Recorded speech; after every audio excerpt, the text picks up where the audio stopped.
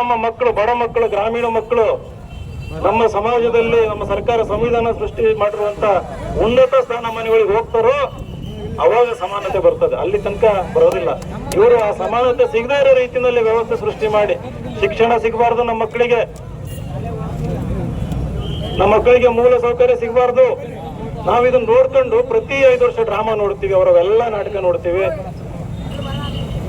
ಆದ್ರೆ 2028 ನೆನಪಿಡ್ರಿ ಸ್ನೇಹಿತರೆ, ಬಂಧುಗಳೇ, 2028 ಹೊನ್ನಾಳಿ ನಿಮ್ಮ ಮುಂದೆ ಒಂದು ಆಯ್ಕೆ ಇದೆ.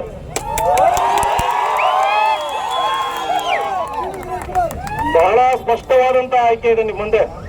ಯಾವುದೇ ಜಾತಿ ನೋಡ್ದಂಗೆ, ಯಾವುದೇ ಧರ್ಮ ನೋಡ್ದಂಗೆ ನಮ್ಮ ಕ್ಷೇತ್ರಕ್ಕೆ ಅಭಿವೃದ್ಧಿ ಬರಬೇಕು, ಒಳ್ಳೇದಾಗಬೇಕು, ನನ್ನ ಮಕ್ಕಳು ಮುಂದಿನ ಪೀಳಿಗೆಯವರಿಗೆ ಒಳ್ಳೆ ಶಿಕ್ಷಣ ಸಿಗಬೇಕು ಅಂತಂದ್ರೆ ದಯವಿಟ್ಟು ನಮ್ಮಂತ ಯುವಕರನ್ನ, ಯಾವುದೇ ರಾಜಕೀಯ ಹಿನ್ನೆಲೆ ಇಲ್ದಿರುವಂತ ನಮ್ಮಂತವರನ್ನ ದಯವಿಟ್ಟು ಆರಿಸಿ ಒಂದ್ಸರಿ ಅವಕಾಶ ಕೊಟ್ಟಲ್ಲಿ. ಇನ್ನು 1.5 ವರ್ಷ ಇದೆ. ಎಲೆಕ್ಷನ್ ಏನು ಮುಂದಿನ ತಿಂಗಳಿಲ್ಲ, ಇನ್ನೊಂದ್ 2 ತಿಂಗಳು ಬಿಟ್ಟಲ್ಲಿ ಇನ್ನು 1.5 ವರ್ಷ ಐತೆ.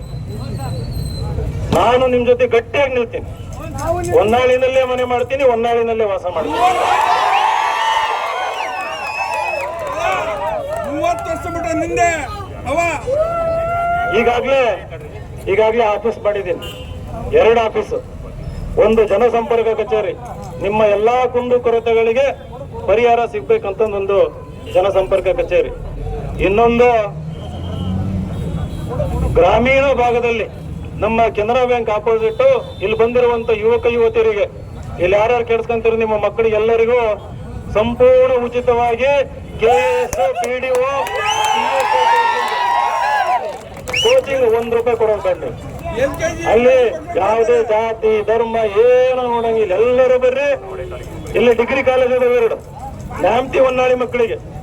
ಡಿಗ್ರಿ ಕಾಲೇಜ್ ಮಕ್ಕಳು ಹೆಚ್ಚಿನ ಸಂಖ್ಯೆಯಲ್ಲಿ ಬಂದು ನಮ್ಮ ಕೋಚಿಂಗ್ ಸೆಂಟರ್ ಅಲ್ಲಿ IAS, KS ಕೋಚಿಂಗ್ ತಗೊಳ್ರಿ, ಒಂದು ಸರ್ಕಾರಿ ನೌಕರಿ ತಗೊಳ್ರಿ. ನೀವು ಸರ್ಕಾರಿ ನೌಕರಿ ತಗೊಂಡು ನಿಮ್ಮ ಊರಿಗೆ ಹೋದ್ರೆ ನೀವು ಊರು ಕಟ್ಟುವಂತ ಶಕ್ತಿ ನಿಮ್ಮ ಹತ್ರ ಇರ್ತದೆ. ಊರಿಗೆ ಒಂದು ಒಳ್ಳೆ ಗೌರವ ತರ್ತೀವಿ. ಆ ಕೆಲಸ ಆಗ್ಬೇಕು. ಒಬ್ಬ ಜನಪ್ರತಿನಿಧಿ ಮಾಡುವಂತ ಕೆಲಸ ಸಬಲೀಕರಣ ಅಂತ ಹೇಳ್ತೀವಿ. ಅಂದ್ರೆ ನಮ್ಮ ಮಕ್ಕಳಿಗೆ ಒಳ್ಳೆ ಶಿಕ್ಷಣ ಕೊಡ್ಬೇಕು, ಒಳ್ಳೆ ಉದ್ಯೋಗ ಕೊಡ್ಬೇಕು. ಇವರು 30 ವರ್ಷದಿಂದ ನಾಟಕ ನೋಡ್ಕೊಂತ ಬಂದಿರ್ ನೀವು.